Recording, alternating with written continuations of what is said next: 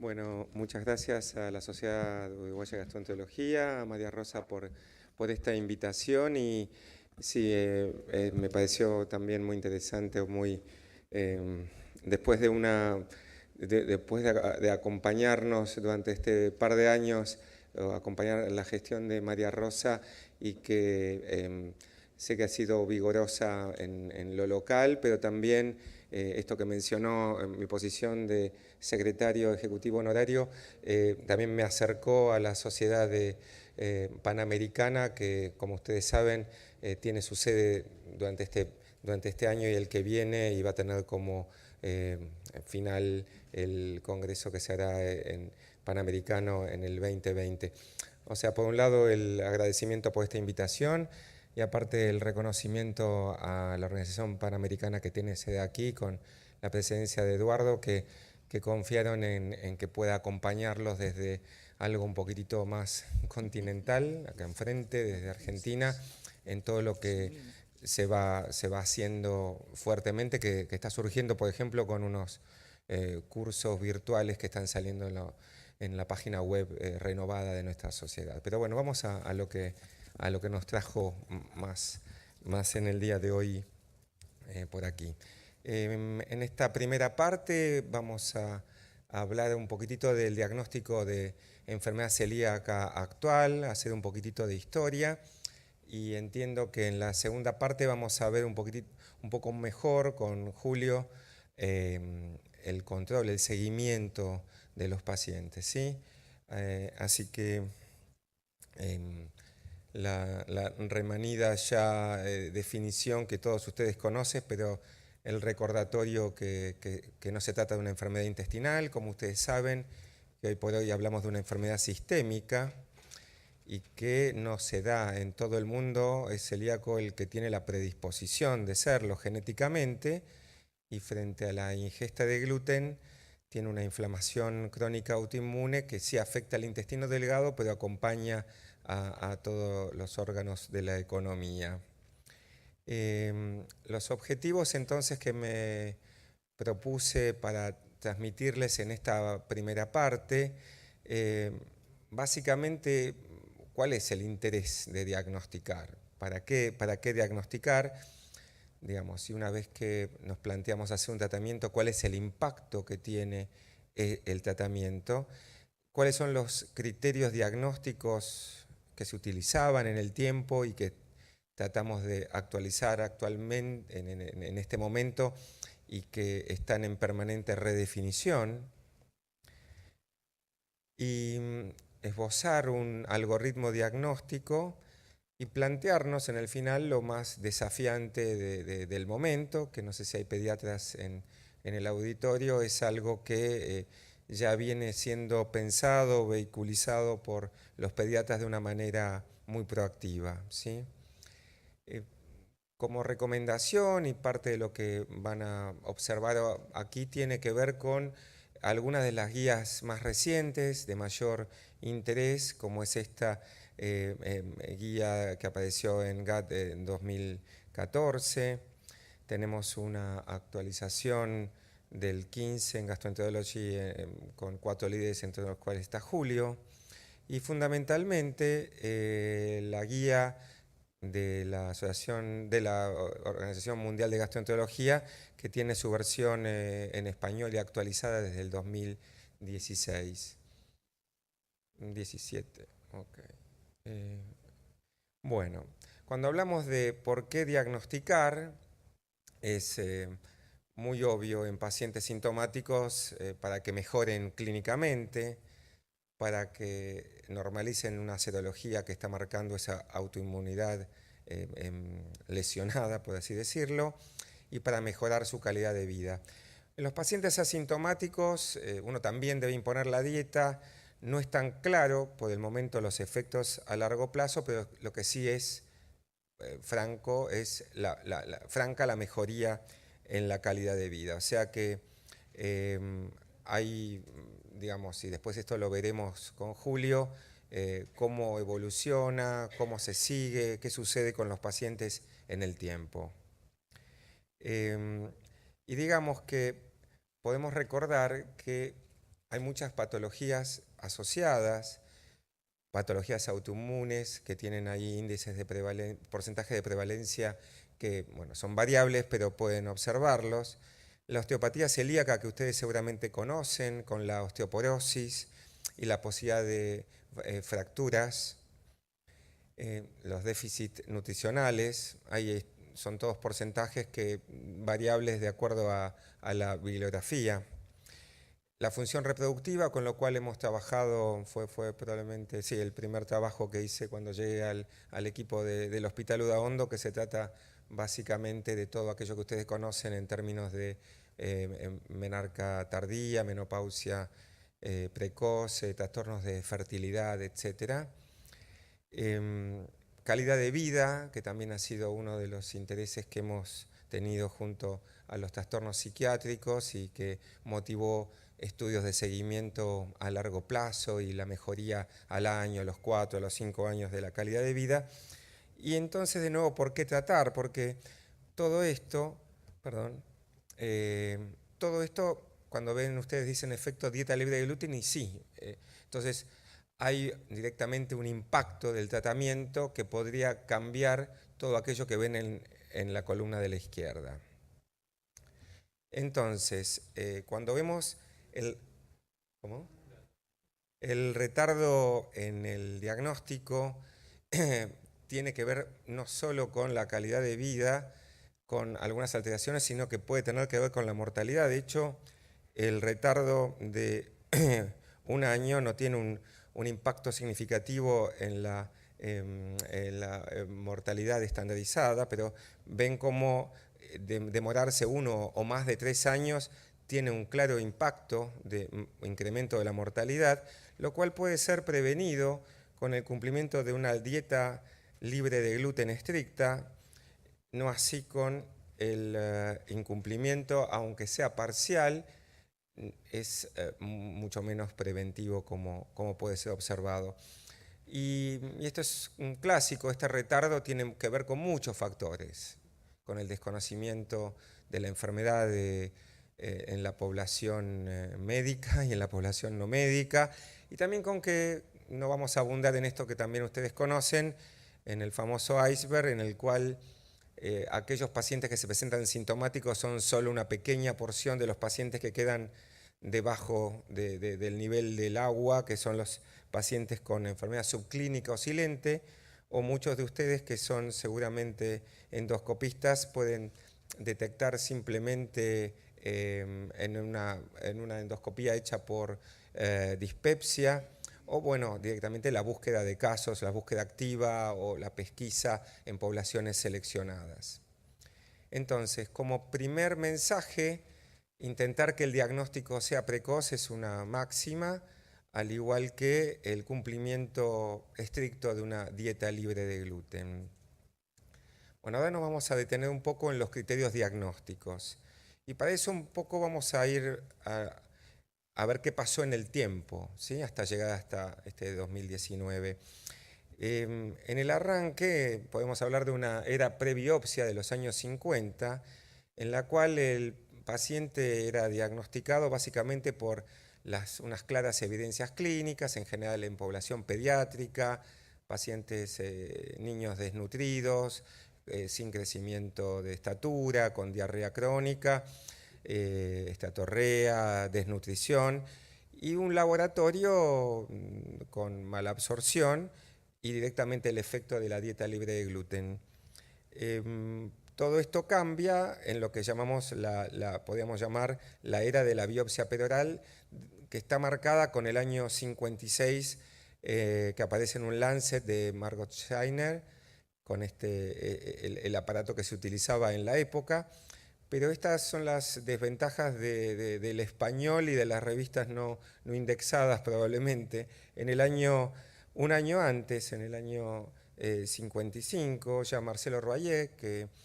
fue un gastroenterólogo francés, pero que vivió y desarrolló su actividad profesional en la Argentina, ya había desarrollado, y ustedes pueden ver el instrumento original a la derecha, pero digamos, quedó en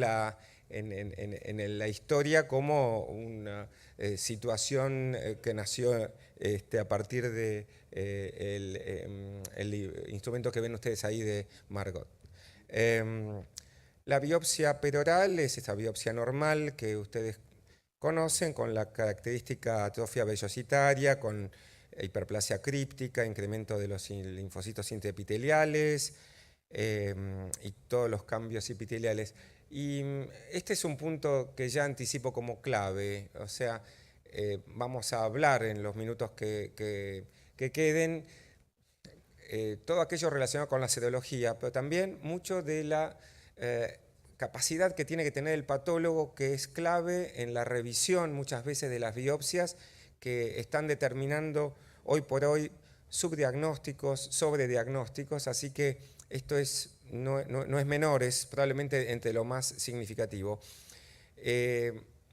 Luego pasamos ya en la década del 60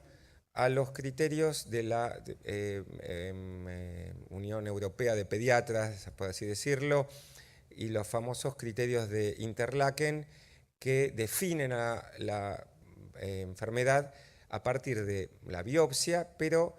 con 3 biopsias, con una secuencia de 3 biopsias que arranca con el niño, el bebé desnutrido, con una biopsia patológica,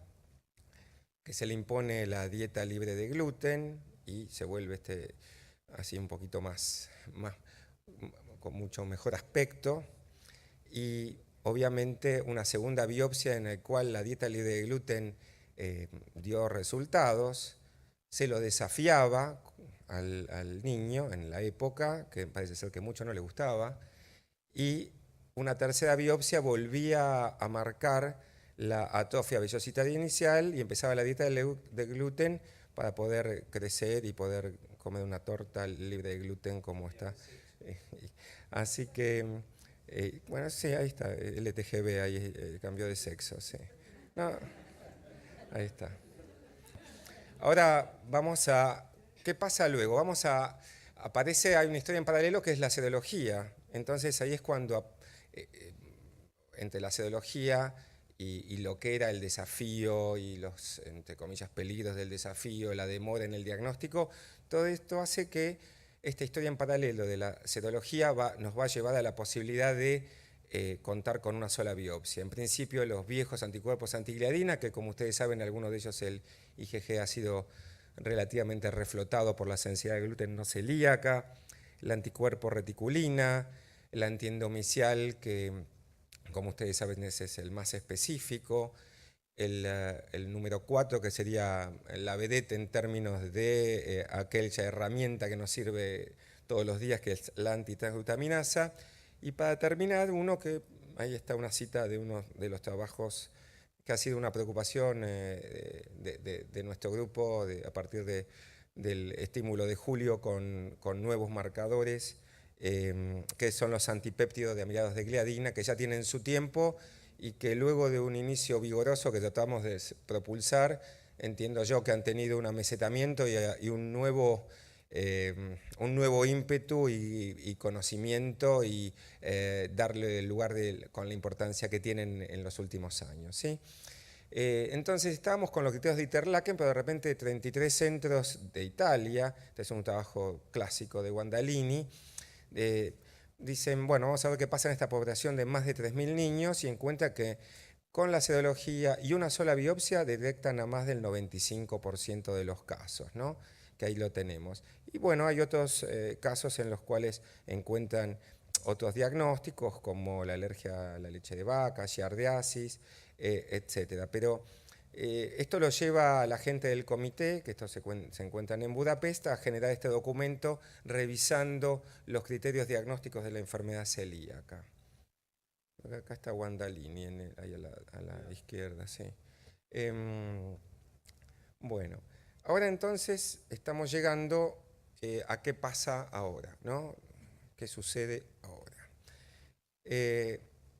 La biopsia intestinal, o sea, es por el momento en adultos al menos es mandatoria en casi todos los casos. Después podemos charlar cuáles tal vez podemos obviarlos, que es la presencia de la enteropatía característica. Ahora, que esto tenga que ver con el gluten es a partir de las determinaciones de las etiologías específicas. Y finalmente que el paciente nos demuestre que es celíaco respondiendo a una dieta libre de gluten. El valor de la genética es seguramente por ustedes conocido, pero digamos, la genética con sus haplotipos característicos se da en todos los casos. Veremos luego también qué lugar le podemos dar en el diagnóstico. Entonces vamos a tomar primero que nada la serología específica. Separé ahí un poco el anticuerpo, que era el anticuerpo casi único en la década de los 70, iniciando los 80, para mostrarles a ustedes el set más actualizado, pero en el cual uno debería sin duda destacar el anticuerpo antitransglutaminasa IgA, ¿sí? Que tiene una especificidad muy elevada, aproximadamente entre el 96-97% de los casos, pero seguramente creo que luego estaremos charlando algunos casos clínicos y algunos tendrán seguramente anticuerpos positivos, otros negativos, y les quiero anticipar que hay falsos positivos, especialmente en patologías autoinmunes, como artritis reumatoideas, hepatopatías, insuficiencia cardíaca, enfermedades inflamatorias intestinales, hipergamaglobulinemia, algunas infecciones, tanto en adultos como en chicos, Epstein-Barr o Coxsackie, alergia a proteínas de leche de vaca en niños menores de 2 años, y también tiene sus falsos negativos en aquellos pacientes con déficit de IgA que tienen una prevalencia mayor en pacientes celíacos, en menores de 2 años que no han desarrollado su inmunidad, en grados leves de enteropatía, en los pacientes que finalmente son celíacos seronegativos propiamente, y en pacientes, que esto es un dato que probablemente si da el tiempo o el interés podemos ver qué sucede con los pacientes que están consumiendo o bajo ningún tipo de gluten, no por una indicación médica, sino por una moda saludable. Pacientes que están tratados con inmunomoduladores o corticoides, y son en estos casos donde tenemos que considerar otros anticuerpos, especialmente, como veremos, los péptidos de mediados de gliadina IgG. ¿Sí? Este es uno de los trabajos que nuestro grupo publicó, como primera autora Emilia Sugay, nuestra bioquímica, viendo qué sucede en aquellos casos de pacientes con alta sospecha clínica, y obviamente aquí el rendimiento de los anticuerpos sin duda es mucho mayor en términos de sensibilidad, de especificidad y valor predictivo positivo, tanto del antitransglutaminasa IgA como el ADGP-IgG. El rendimiento obviamente es menor en pacientes que la sospecha es baja de tener una enfermedad celíaca. Ahí tienen los valores, tanto de antitransglutaminasa IgA como ADGP-IgG. Entonces, ¿qué serología uno podría decir que podría ser de mayor utilidad? En este paper y en otros nuestros y del mundo ya se está, digamos, casi como una recomendación, la combinación de pruebas, y que es de utilidad tanto en el paciente de alto riesgo como en el de bajo riesgo. Vean ustedes cómo de los valores que por ahí pasé muy rápidamente, de los anticuerpos como única herramienta, al ser pedidos de una manera unitaria, cómo pasamos a tener niveles de sensibilidad, de especificidad y valores predictivos muy elevados, que es lo que nos puede llevar a hablar un poquito más tarde de la no biopsia. Y aún en bajo riesgo, obviamente la sensibilidad sigue siendo baja, pero tenemos una especificidad que nos hace incrementar los valores predictivos de esta combinación, ¿sí? Limitaciones tienen la serología, obviamente, porque muchos de los trabajos que aparecen son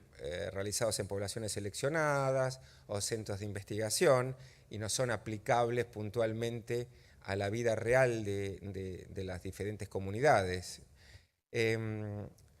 Cuando la actividad clínica o el daño histológico no es tan evidente, los anticuerpos pueden tener o menor concentración o pueden ser también casi normales.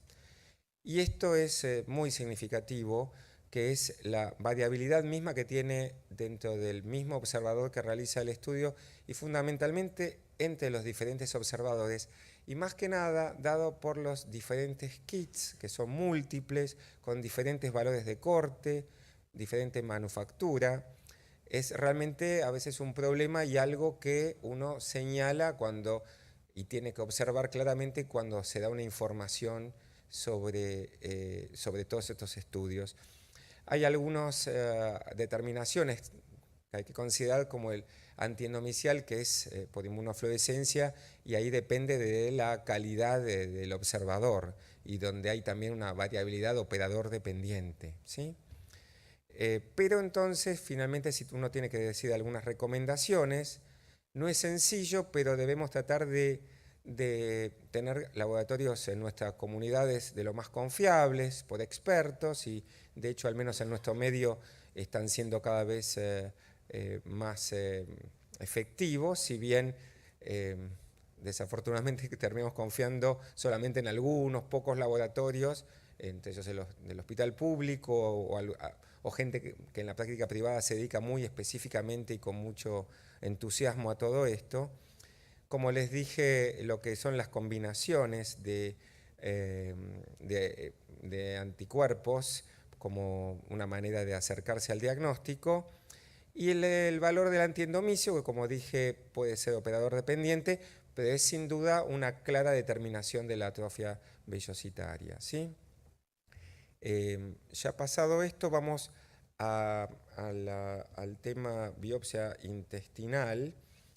que como ustedes conocen, una de las clasificaciones es la clasificación de Marsh, con los diferentes grados, desde el Marsh 0 hasta el Marsh 3C. No me voy a detener mucho en esto porque probablemente sea muy conocido por ustedes, pero lo que sí también deben estar advertidos, que esta lesión es característica pero no es patognomónica. Y hay una serie de entidades, algunas muy infrecuentes, como el esclerosis apical, la inmunodeficiencia común variable, la enteropatía autoinmune y las enfermedades de cadenas pesadas, pero hay entidades como simplemente la contaminación bacteriana, la giardiasis, el VIH,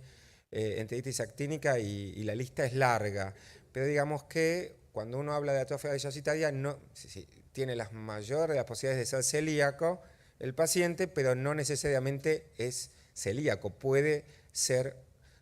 otra cosa y de allí el tema de supeditarlo a resultados de anticuerpos y a también la respuesta a la dieta libre de gluten. Las biopsias intestinales sin duda tienen fallas potenciales que tenemos que tener muy en claro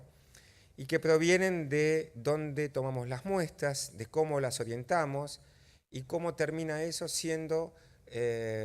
tomado por el clínico que interpreta lo que el patólogo dijo a la luz de cierta serología, lo cual lleva a una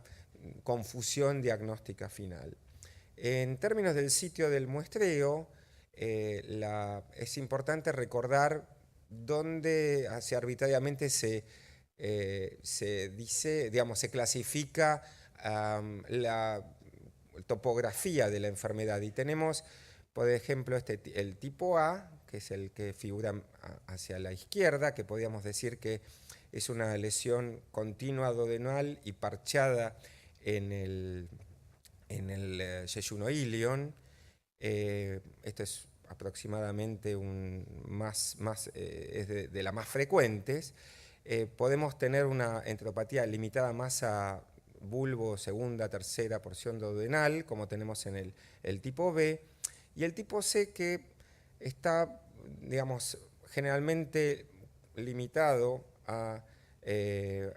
toda una enteropatía yeyunal, es infrecuente, pero sabe tener algún tipo de afectación también del duodeno, afortunadamente, porque si no, son casos en los cuales deberíamos contar con cápsulas endoscópicas que nos, digamos, es habitual que podamos encontrar en el bulbo duodenal la enfermedad, ¿sí? Esta es una clasificación de Murray, entiendo, y Pero sí lo que quiero denotarles a ustedes es que sí se ha descrito ya hace un tiempo lo que se llama la enfermedad celíaca ultracorta, limitada al bulbo duodenal, ¿sí?, que aproximadamente involucra al 13% de los casos. Ustedes acá tienen diferentes estudios hechos más que nada en población pediátrica, que son las primeras citas, con poblaciones variables que llegan a centenares en algunos de los casos, algunos estudios con población control y otros no, y en el cual aproximadamente está en el orden de un 10% de los casos, ¿sí? Por lo cual, como ustedes ya conocen a esta altura, la recomendación es tomar al menos 4 biopsias de segunda porción duodenal y al menos 2 biopsias de bulbo, ¿sí? Las modernas tecnologías han permitido que esta enfermedad parcheada pueda ser mejor individualizada en términos del sitio en el cual uno podría tomar la biopsia. Acá tenemos 2 sitios donde claramente las biopsias van a ser diferentes y la magnificación nos permite orientar hacia dónde dirigir la pinza de biopsia. Ahora vamos entonces al valor de la orientación de las muestras y los cortes. Hay sin duda fallas en el manejo y orientación de las muestras que pueden hacer confundir al patólogo y también a aquellos que nos dedicamos a mirar un poco más las biopsias. Y todo esto tiene que ver con si uno le realiza un corte tangencial, que en este caso podemos observar que impresiona una mucosa normal, pero esta misma muestra tomada de manera perpendicular demuestra que este paciente tenía una atrofia vellositaria. Esto es un estudio de Tabela que ya tiene unos años, pero en el cual se hace una reproducción tridimensional y podemos observar cómo el corte perpendicular marca claramente la histología y cómo el corte tangencial nos puede confundir. Entonces, otra situación es que sucede con los linfocitos intraepiteliales, en los cuales inicialmente el conteo, en este caso, no está afectado por la orientación. Aquí tenemos 2 muestras y si se ve un recuadro más chiquitito, tanto en una muestra orientada de este modo, el recuento fue aproximadamente de 50% del IES, y en esta otra observación con otro corte, otra orientación, el recuento fue casi similar. Finalmente, todo lo que dijimos acerca de cortes, de lugares de toma de biopsias, pueden llevar a que estamos sobre o subinterpretando la morfología, y por eso en sus consultorios deben recibir el mismo tipo de consultas de pacientes que ya vienen con una biopsia que es normal o que es patológica, y esto ha sido motivo de diferentes estudios para ver el error diagnóstico. Nosotros tenemos al menos un trabajo ya publicado y otro presentado como abstract, en el cual había un claro sobrediagnóstico que en el tiempo, en el segundo estudio, un año después, pudimos ver que habíamos bajado ese porcentaje de error diagnóstico, pero estamos hablando en general de diagnósticos hechos en la comunidad y que terminan siendo referidos a hospitales de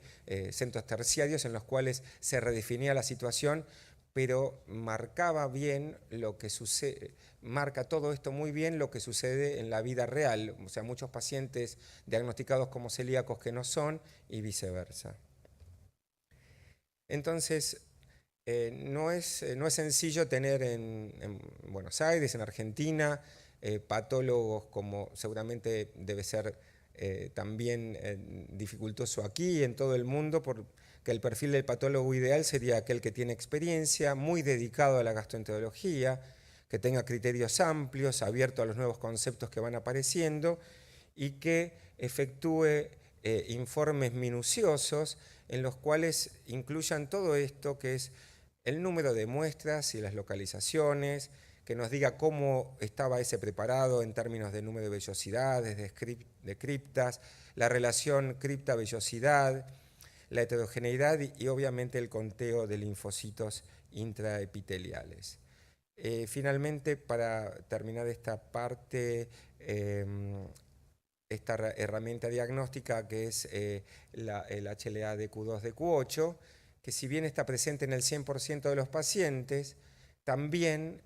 puede ser observado en un tercio de la población que no es celíaca, por lo cual sabemos que no confirma el diagnóstico, pero sí lo utilizamos, seguramente en los casos clínicos hablaremos sobre el valor, cuándo pedirlo en aquellos casos dudosos o en pacientes que vienen tratados con una dieta libre de gluten. También es de utilidad para identificar en familiares de pacientes celíacos que, como ustedes saben, tienen un mayor riesgo, tienen una mayor prevalencia de enfermedad celíaca. También unos objetivos que les marqué es lo que puede ser un algoritmo diagnóstico. Tenemos entonces acá tres subgrupos. Arriba verán los pacientes sintomáticos, abajo a la izquierda cómo acercarse a una población de alto riesgo y a la derecha cuando tenemos hallazgos incidentales en la endoscopía y la histología. Frente a un paciente sintomático, lo que hacemos es realizarle serología, la cual, si es negativa, deberíamos considerar otros diagnósticos. En caso de ser positiva, por el momento le estamos haciendo biopsias que, de ser positiva, confirma el diagnóstico de enfermedad celíaca. Con un paciente con serología positiva, pero con una biopsia negativa con resultados discordantes, lo que tenemos que hacer es reevaluar tanto la serología como la biopsia. Ahí la genética puede tener un valor o finalmente, luego de descartado todo ello, considerar que puede tratarse de algún otro diagnóstico. Cuando nos vamos abajo a la derecha, los hallazgos incidentales en la endoscopía y la histología, a este paciente la serología positiva confirmaría nuevamente que es un paciente celíaco y en caso de que la serología sea negativa, hacer un estudio genético que, de ser positivo, podría determinar que reevaluemos si el paciente puede ser un celíaco o no, pedirles algunos otros anticuerpos que nos ayuden a definir esta situación y, si no, considerar otros diagnósticos en caso de que la genética sea negativa. Y finalmente, abajo a la izquierda, ustedes verán la población de alto riesgo, en la cual el pedido de serología y de genética, en caso de ser negativa, hace que la enfermedad celíaca sea poco probable, y en caso de ser positiva y una biopsia sea negativa, nos hacen que podemos pensar en reevaluar al paciente o que tal vez se trate de un paciente celíaco latente, que tal vez hablemos en alguno de los casos clínicos.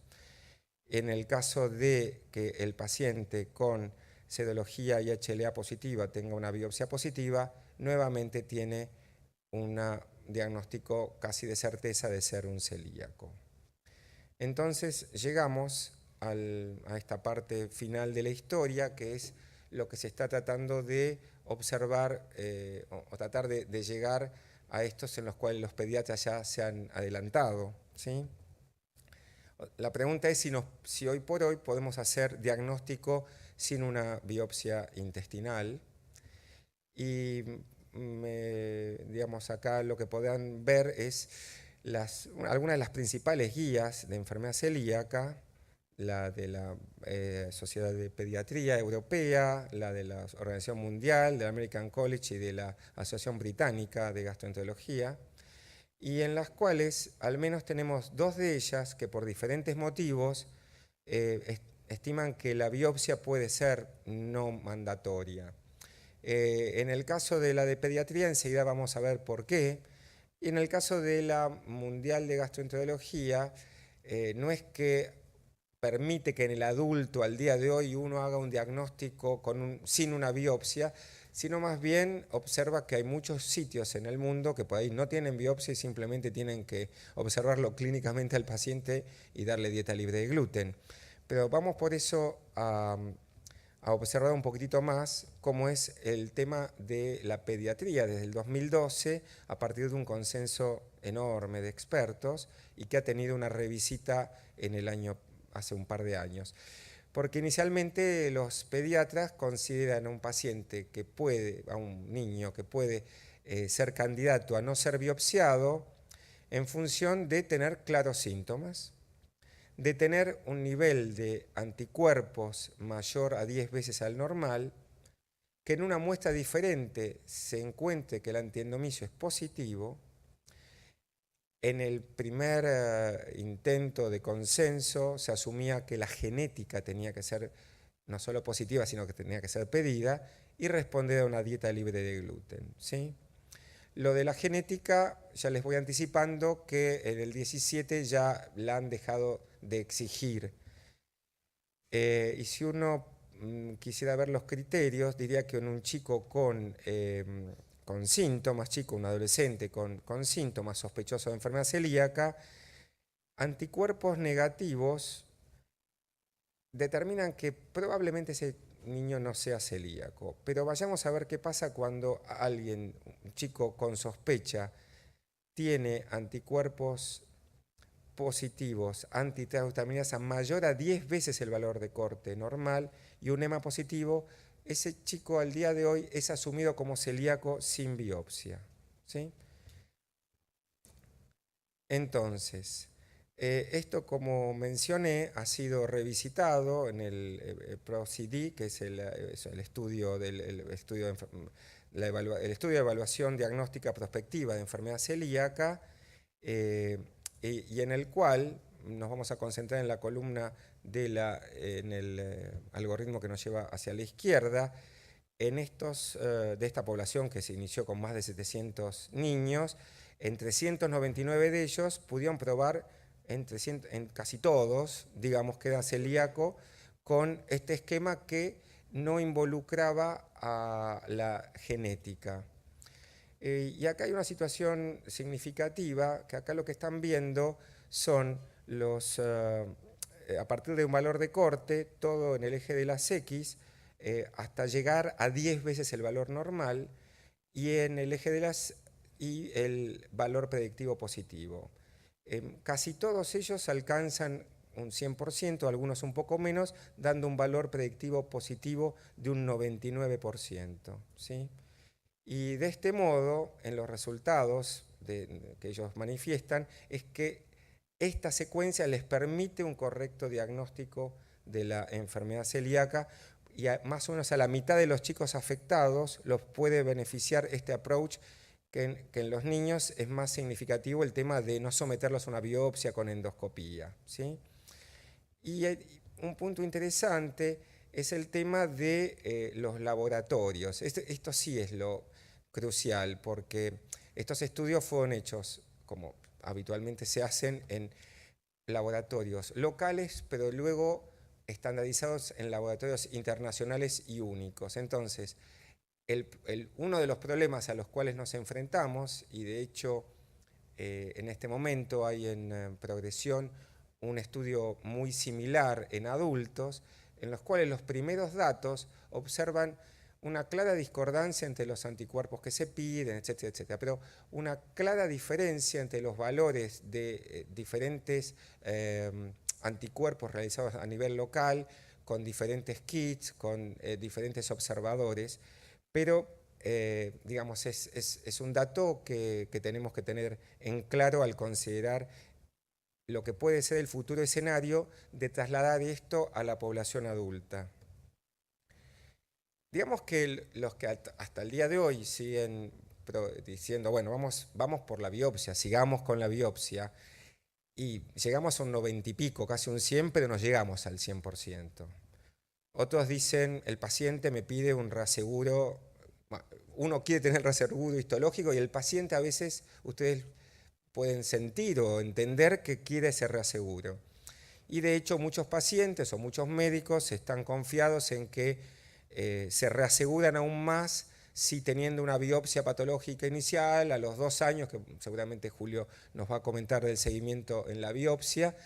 tenemos una biopsia mejor, ¿sí? De hecho, no sé si les pasa en este medio, en muchos de los casos, para obtener un subsidio al día de hoy,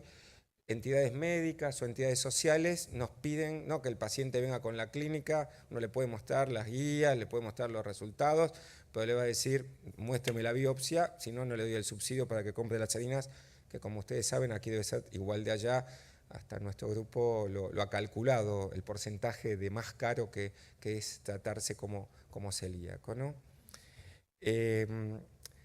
Hay muchas patologías que simplemente con la dieta libre de gluten puede pseudo mejorar, especialmente todas las patologías funcionales, ¿sí? También otros dicen, bueno, hay pacientes que necesitan endoscopía porque está anémico, o la ventaja que no ha sido demostrada en ningún estudio importante de hacer una endoscopía porque encontramos mayor esofagitis por reflujo, gastritis por Helicobacter pylori, etcétera, lo que podríamos denominar comorbilidades. También en la familia tiene un impacto que el paciente viene diagnosticado con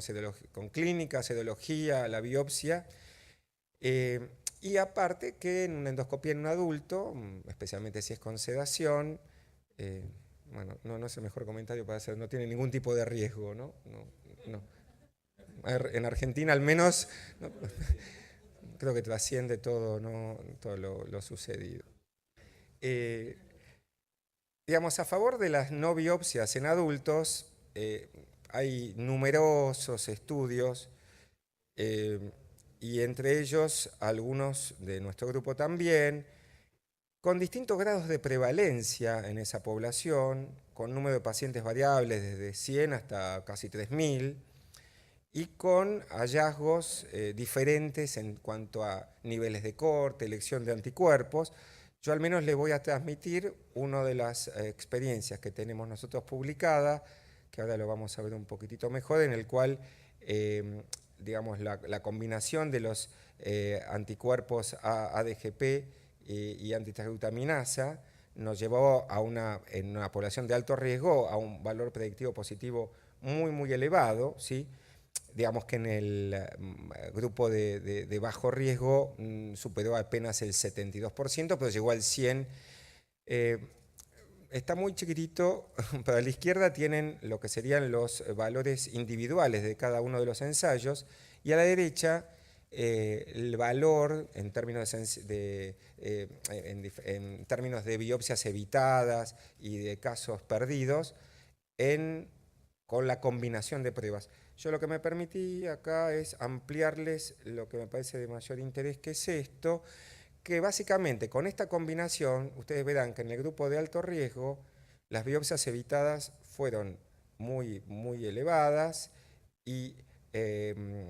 con la combinación de estos test, ¿sí?, y los casos perdidos, ninguno, cosa que no sucedió en el grupo de bajo riesgo, en el cual está el porcentaje de biopsias evitadas, pero sin duda algunos casos nos hubiéramos perdido de no realizar la biopsia. Sin duda es un terreno para seguir discutiendo, es uno de los, continúa siendo uno de los temas del momento en la práctica. O sea, ¿se puede diagnosticar? Sí se puede, ¿no? Sí se puede. Pero que siempre recuerden que el paciente debe ser de una población de alto riesgo. Los niveles tienen que ser significativamente altos de anticuerpos. Hubo intentos de estos niveles de más de 10 veces el valor normal, bajarlos, pero eso es a costa de sacrificar sensibilidad, ¿sí? Sino especificidad, y de esta manera sacrificar valores predictivos. Ya podés estar cansados de escuchar de la combinación de anticuerpos y el pedido de los antiendomiciales como confirmación del daño. El recordatorio de contar con laboratorios confiables. En estos casos, al menos cuando consideramos digamos, la no biopsia, la genética tiene un valor aleatorio, y, bueno, digamos, subsidiario, no es significativo.